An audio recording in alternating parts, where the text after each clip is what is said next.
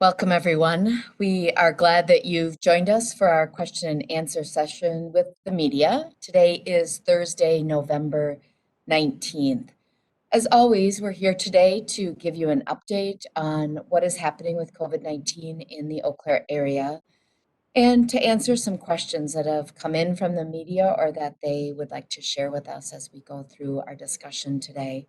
We'll start, as always, with some background information, both on this at the state level as well as at a local level, and share about our data and about some of the things that are happening in this community. We'll end with some questions and certainly are available for additional questions if anybody from the media that's joined us would like to ask those.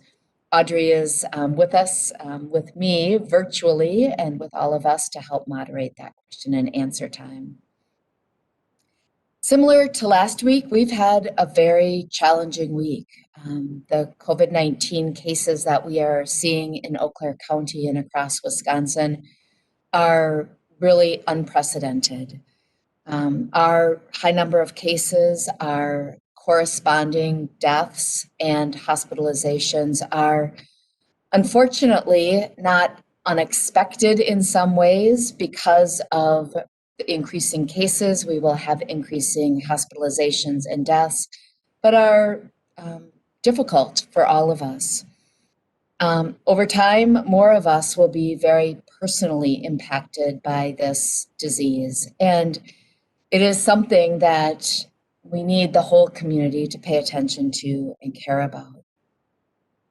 Eau Claire is a community where we pride ourselves on looking out for one another. It's that type of place our county is.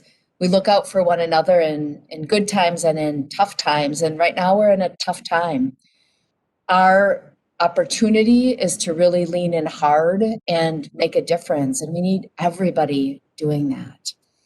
Right now, how we can do that individually is to stay home as much as possible, to wear a face mask, to stay home when you're sick, and to keep 6 feet apart.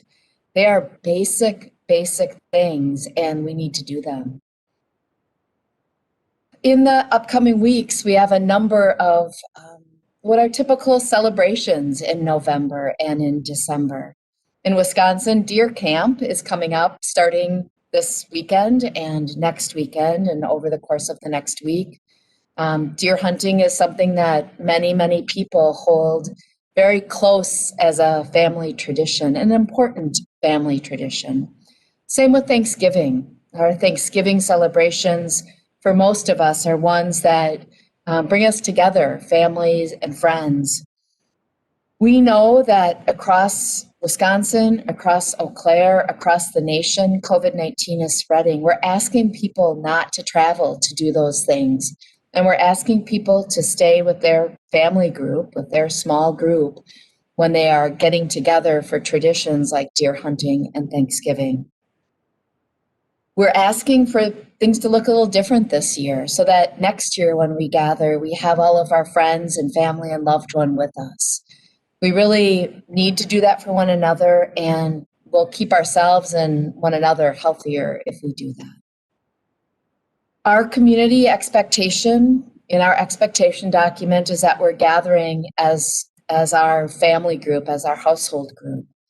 The state advisory is also asking that to happen this year. So we're really asking everybody to really lean in and do that. State data, I'll start with.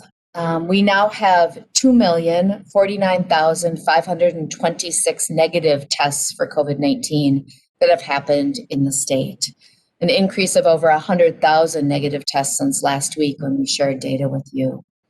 We now have 338,472 residents of Wisconsin that have had COVID-19, a positive diagnosis, an increase of more than 45,000 people in just 1 week in our state. Of those people that have been positive for COVID-19, 15,336 individuals have been hospitalized, an increase of 1,565 since last week. Hospitalization and deaths are increasing across the entire state. In fact, our total death count is now at 2,876 individuals, an increase of 361 Wisconsin residents that have died of COVID-19. Again, these are friends, family, loved ones, coworkers of people across the state. We pay attention to that as a critical part of what is going on with COVID-19 in our communities. We don't see viruses kill people like this ever. We hear often that this is just like the flu. This is just like a virus, a cold virus. This is a killing virus. This is a virus that is putting people in the hospital and resulting in long-term health impacts for individuals. And it's a virus that's spreading rapidly. We've set records at a state level this week for cases, deaths, and hospitalizations. On the 18th of November, we had the highest case count for positive cases at almost 8,000 cases. On the 17th, Tuesday, we had 92 deaths in a single day reported across the state. And also on the 17th, we had the highest number of hospitalizations reported in a single day, which was 318 individuals hospitalized. The 7-day positivity average is now by person. So for every person in Wisconsin, the positive results are now at 33.1% positivity rate by people tested. The positivity rate by test, again, some people have had multiple tests, is now at 16%. Eau Claire data, we now have 35,890 negative test results for COVID-19 that have happened since the start of this pandemic for Eau Claire County residents. We now have 6,778 individuals that are Eau Claire County residents that have tested positive for COVID-19. 1,303 individuals since last week, Thursday. It's an average of 186 cases a day this past week. Yesterday, some of you may have noted that we had a very high single day case count at over 350 people. That was partly related to a data system download issue with one of our healthcare systems that happened across the state. A number of positive test results were imported in that single day that were some older test results that were positives, but were from previous days. And then the additional positive tests that came in yesterday as well. So that number, that over 350 case count that was reported yesterday were all positive cases, but from a couple of days that were pulled together. Our positivity rate in Eau Claire County, a 7-day positivity rate by test, is 18.9%. We are higher than the state positivity rate at 16%, which I shared with you earlier. Of our positive cases of COVID-19, 70% of them have recovered. We still have 1,916 individuals that are COVID positive and actively isolating because they are infectious. And you can multiply that by many more people that are staying home quarantined as close contacts to those individuals, the families, coworkers, and friends that came within 6 feet for more than 15 minutes that are also now quarantined. It's a lot of people in our community that today are impacted by COVID-19. Of the individuals that have been identified as COVID positive in Eau Claire, 203 have ever been hospitalized, an increase of 30 individual Eau Claire County residents since last week, Thursday, have been hospitalized.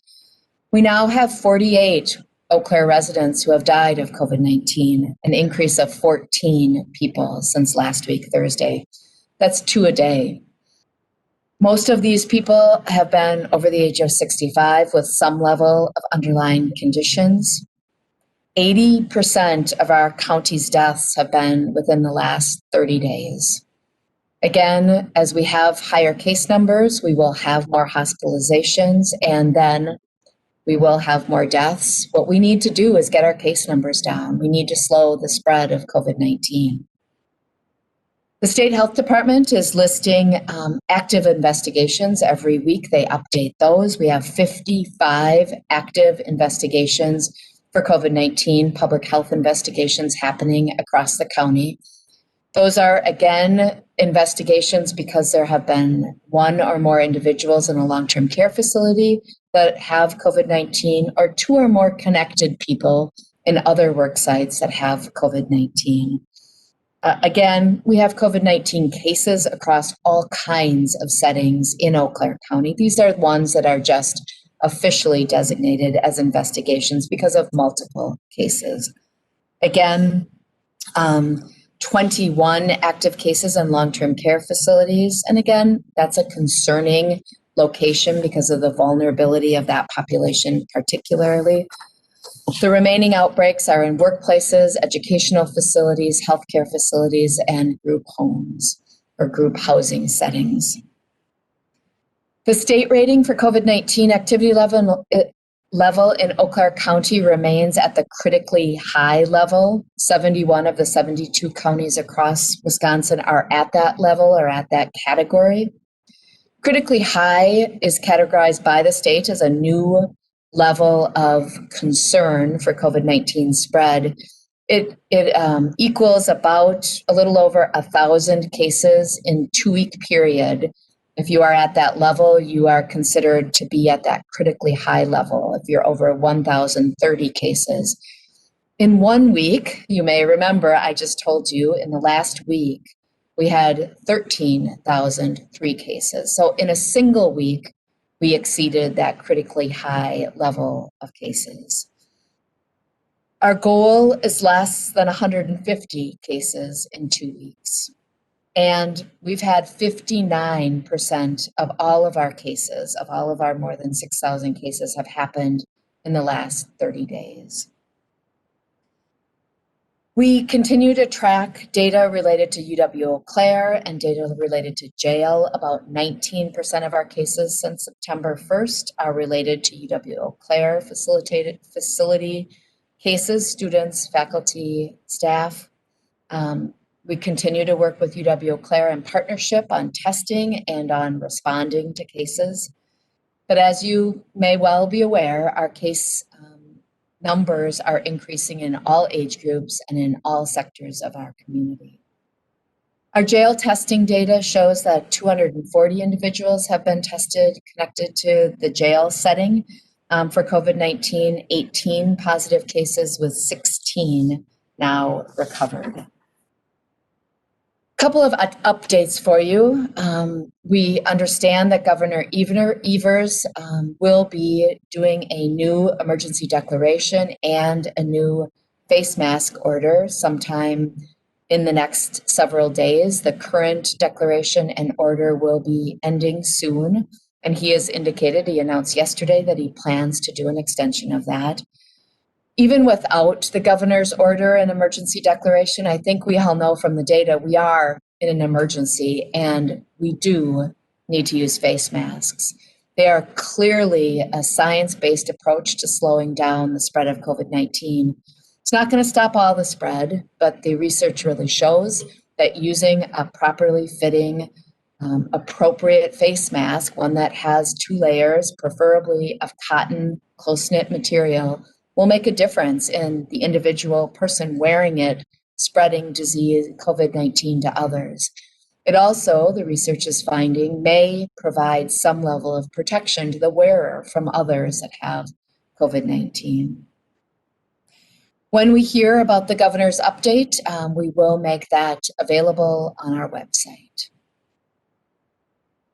Some upcoming information about holidays and travel. Again, the state website and our local website have information about travel and about the holidays upcoming. It is the time of year when people may want to travel. We are asking for people to limit the travel that they do and certainly not travel and join in gatherings with large numbers of people.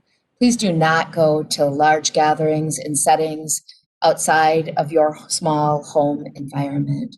Please keep your circle small. If you can't avoid traveling for whatever reason it may be, really consider quarantining yourself for the 14 days prior to travel. Consider getting tested. Make sure you're not around others that may have high risk of negative outcomes for COVID-19. Protect those people around you.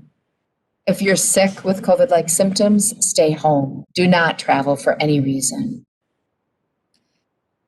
Couple of metrics updates. So every week we update measures on our dashboard that show you some red, yellow, green measures that we are tracking over time related to COVID-19, as well as a couple of other measures. Some of these I've already shared with you, but I'll give you a little update on some of the other measures that you can find on our COVID-19eauclair.org website. So the percent hospital beds in use over the 14-day period continues to be concerning. Our use of hospital beds in all of our healthcare systems in this area, those hospitals continue to express concern. The data for the last 7 days is at 89%. For the last 14 days with ICU beds, it's at 90% use, yellow, almost red. And we know that every day, the daily reports we get in from the hospitals across the northwest side of the state, they're concerned. Their case counts for COVID positive individuals continues to go up, and their beds are full with COVID positive people.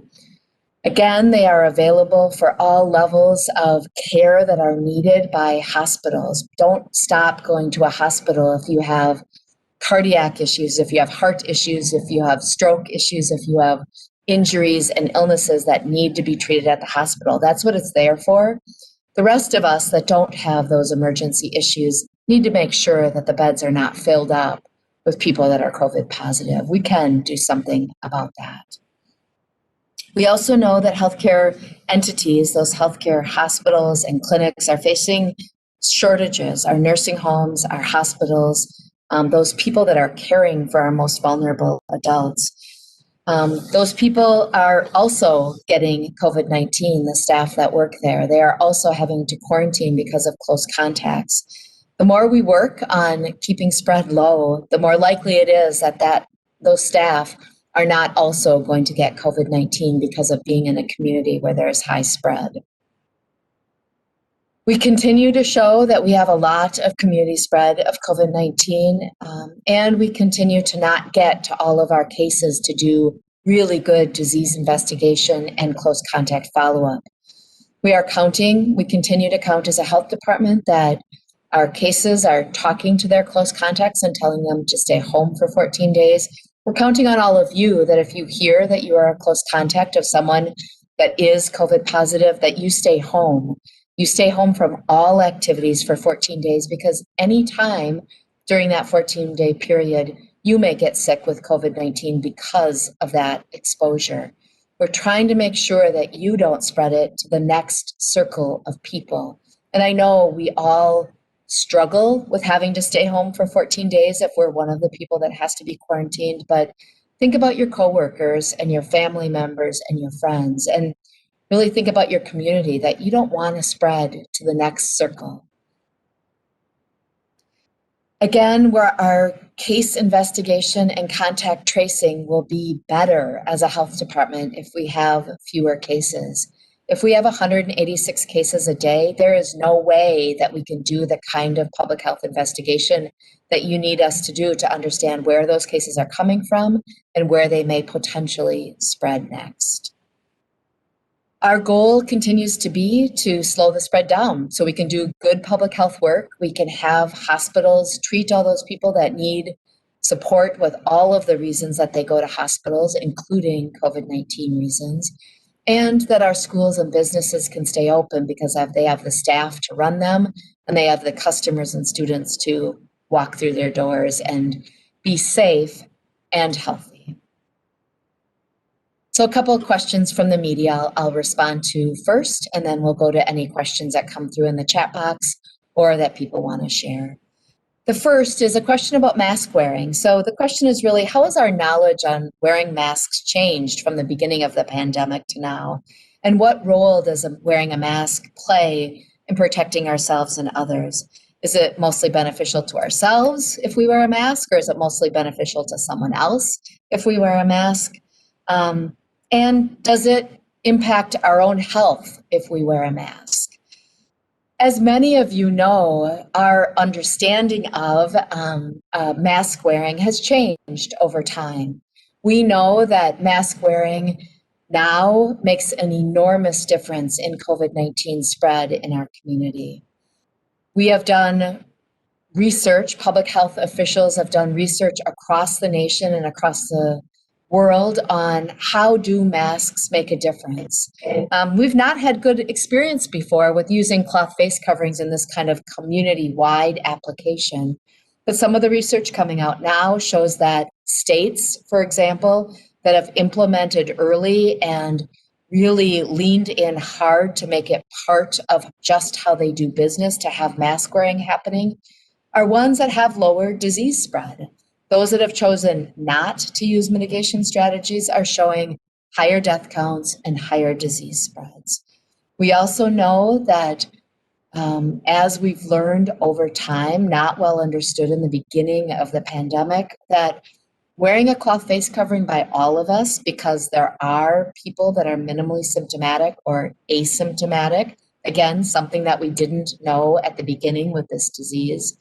The more we know that there are asymptomatic individuals and there are people that have minimal symptoms, by making sure that what's coming out of their mouth and nose is captured minimally with a cloth face covering, will limit the amount of particles that come out and are potentially breathed in by others. We know that that works. It's not 100%, but the research does show that it decreases if we're wearing the right kind of mask. It'll decrease the spread of those viral particles out into the air where the rest of us might come in contact with them. Simply wearing a face mask does protect others from some level of exposure to COVID-19 if we have it. It also is, more research is coming out that it may also help in some ways protect us, again, if we're wearing the right kind of face mask. I would strongly encourage you to go to the CDC website, to go to the World Health Organization website, to know that a close-knit, closely woven cloth, double thickness face covering that is well fitted to your face will make an enormous difference. A cloth face covering that is loosely woven, a covering that has holes in it, a covering that is not made out of closely knit material, that is not double layered, not so clear that that's going to help much. So we need you guys to make sure you're wearing the right kind of mask and do that effectively. I have to thank the person that came into the room to make sure that lights came back on. So you'll note that we now have better light. I want to make sure people know that it's not that hard to do. We have really clear evidence that once people start wearing a mask and get used to it, it may be uncomfortable at first, but it's possible to do. There are masks that are comfortable to wear, and we can do that for one another.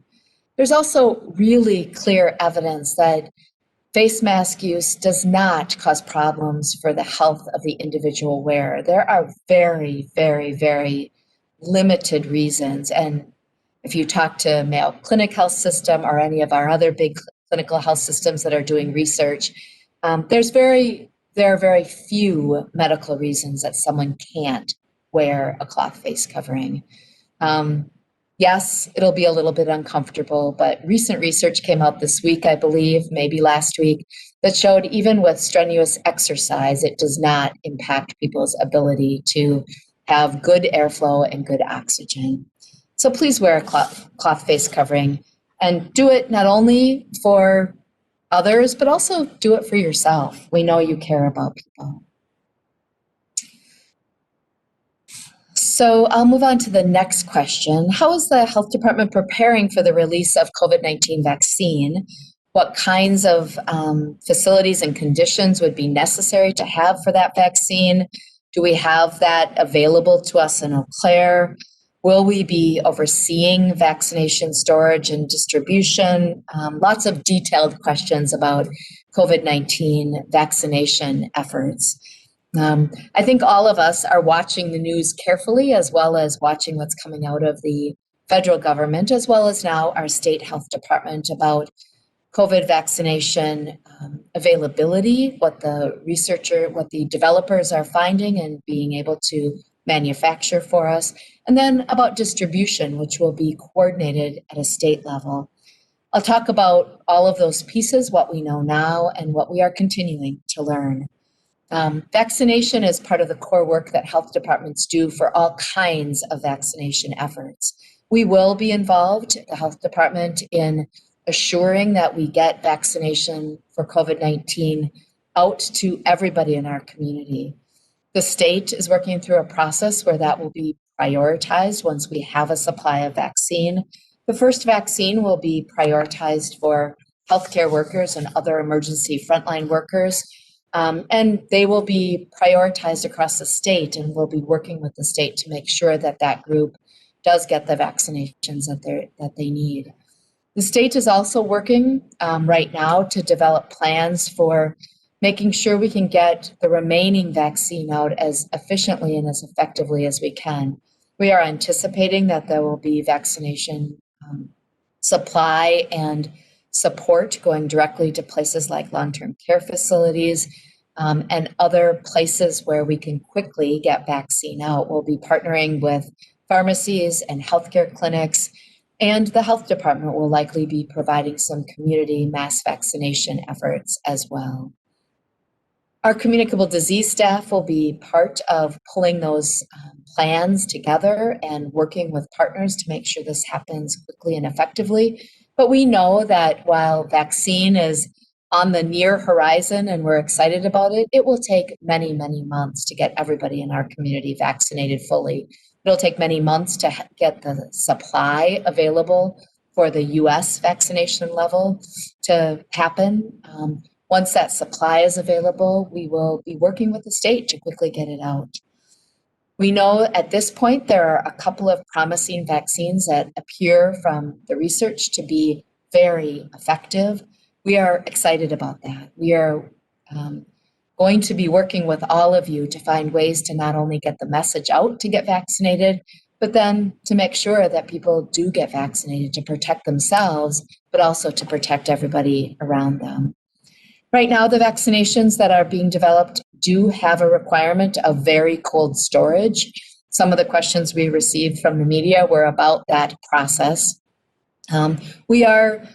The state is working through how will that exactly happening. We're working with everybody from dry ice companies to manufacturers of deep freeze refrigeration systems. We are working on having access to those resources locally as well. There aren't any set plans yet for how that vaccine will be coming in and be distributed, but certainly our partnership with the state by our local health department and all of our healthcare system partners will be critical in working through that together.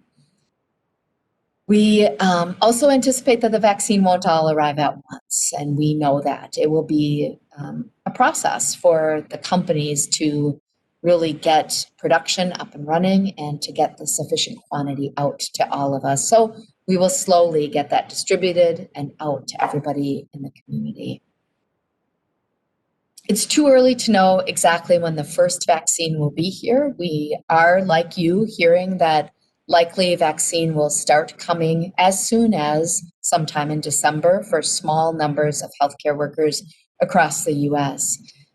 We're hoping after the start of the new year that we will be hearing about more vaccine supply available, again, coming in waves. And again, it's a 2-dose likely vaccine series. And right now it's only for those 18 years and older. And we know that more than 20% of our population is under the age of 18. So we're also really anticipating the next step word on how we also vaccinate young people with the types of vaccines that are being developed. Exciting opportunities ahead, and we hope that people really are working with us as we develop the plans and implement those plans to get people vaccinated quickly. We also got a question about local hospitals and their available PPE, or personal protective equipment. Are they running short, or are they having to do anything that is unusual related to their PPE supply? At this point in time, we know that some types of personal protective equipment are tight, and health systems are working to make sure that they have that available. We understand that right now they are managing within their supply at this point, but we need to make sure that they have the supply they need, and that they have, frankly, fewer people that are COVID positive, especially in those healthcare systems where they have to have regular changing of their PPE as they are working directly with those COVID positive individuals. Healthcare systems right now are reporting to us that they're managing that internally. We do know that not only do our hospitals need PPE, but all of our other healthcare providers and those people that are working in close contact with individuals, they also need personal protective equipment, and we need them to have that equipment on. So it's an important part of our response, and our incident command team works every day to help support those entities in getting the PPE that they need. We also have a question about how our healthcare workers are coping with the surge, whether they're in the hospital or the health department or in any other areas of our community. I first of all want to thank community members that have reached out to the health department, but I know reached out to healthcare workers across our community to thank them. I'm seeing those messages in social media. We're getting those messages here. We're seeing those acts of thank you happening across our community, and know that it's appreciated and noticed. The surge is putting a toll on many people that are working very, very hard because they care about this community and they want to respond. They're not giving up. They are not saying that we're just letting what happens. They know that the result of out of control disease spread will be even more disastrous for our community than what's already happened with COVID-19 since March. And healthcare workers and health department workers and governmental workers are committed to making a difference. Every day when we work together on responding with partners across Eau Claire County, I'm amazed at how many people are leaning in to find ways to do the right thing, despite it being really difficult, despite having people very angry about that, despite people having a different approach to responding to what is happening in the community. None of us expected, whether we're in public health or in healthcare, that we would have to take the kind of phone calls that we take, that we would have to be planning for the number of people that are dying in a day, that we would have to be taking care in the hospital or talking on the phone to individuals and families who have very, very sick and sometimes dying family members. Every day we're sending supplies out. We are calling individual people that need to isolate and quarantine. We're answering questions of schools. We're trying to problem solve around close contact activities that people either need or want to do, and work with entities to figure out how to do anything we possibly can do safely. We're talking to people that don't want to do the right thing, and we have to tell them, we need you to. And those are not easy conversations. We have people that are prioritizing making sure that you have good data and getting, being challenged with that as well. So do know it's hard. The surge has been hard, but you also have people in Eau Claire County across all kinds of partner organizations that are working together every day and are committed to that. And we're not giving up. We need you to help. We need you to see the work, to notice the work, and care enough to make sure that it doesn't get worse. An additional question about whether or not we've seen COVID-19 positive people in Eau Claire that have become reinfected, and how likely is that? I didn't have a chance before the briefing to really quickly see if we have any of those cases yet. It is not my understanding that we do have yet identified reinfections, but we may. We also know that they are happening around the state and around the nation. It's still early science. We don't know what percentage of people will potentially become reinfected with COVID-19, and we don't know what the factors are that may result in more likely reinfection. It's all part of what we're learning about what is a new pandemic disease. And we will learn more about that, and it certainly will make a difference in how we approach what we do next with COVID-19. Again, there is no easy way to say this except to stay 6 feet apart, wear a cloth face covering, stay home if you're sick for any reason, keep your distance, keep your group small. Really, that's what we can do for each other to prevent continued spread. The last question that we have is related to Thanksgiving. We talked a little bit about this already. The direct question is, what are my recommendations for Thanksgiving and what am I planning to do for Thanksgiving?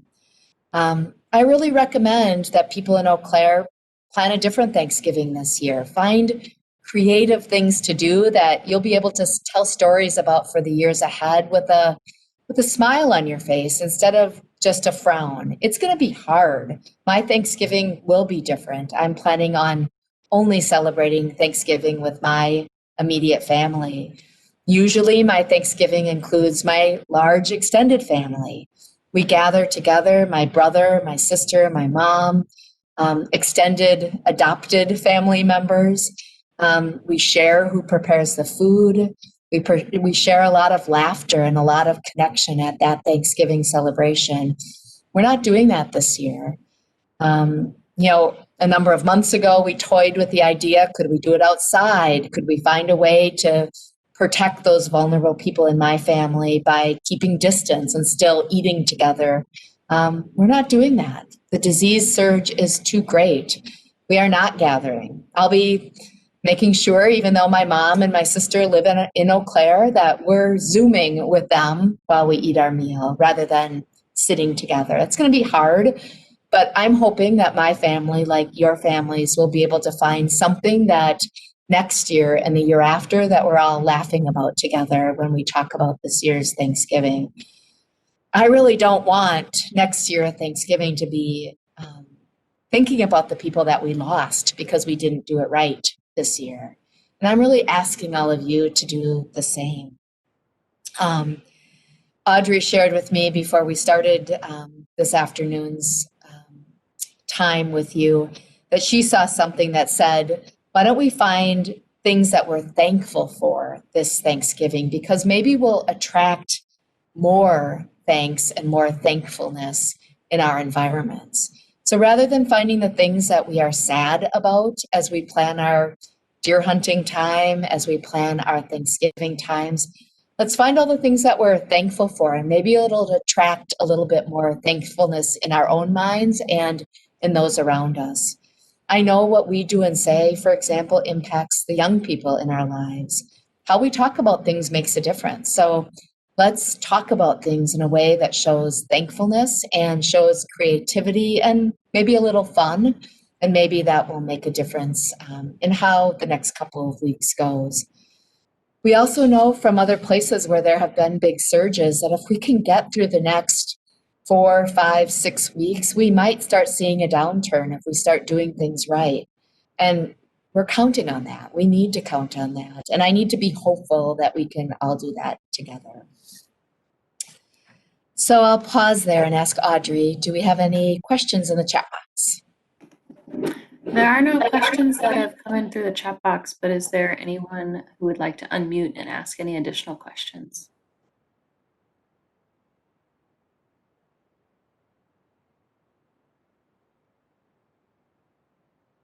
All right, thank you, everybody. A reminder, COVID-19eauclaire.org is a website that we have updated every single day that has more information on it that you could ever want. It's really an amazing resource, and there's a team of people here that's really dedicated to keeping that up to date. with available information for you. Please go to that. If you have additional questions, please go to our call center line. That's 715-831-7425. We'll follow up with answers to questions that you have. Do know that we did update the expectations document last week. That document really does have specific expectations for the community. We are following up when we hear about and we see places that are not following those expectations.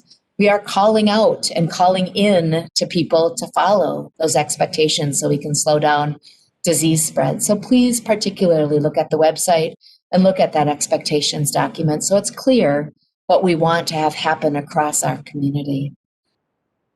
Thank you for joining us. Next week, because of the Thanksgiving holiday, we will not have a briefing on Thanksgiving, but we will hold it a day earlier on Wednesday at 3:30, the same time.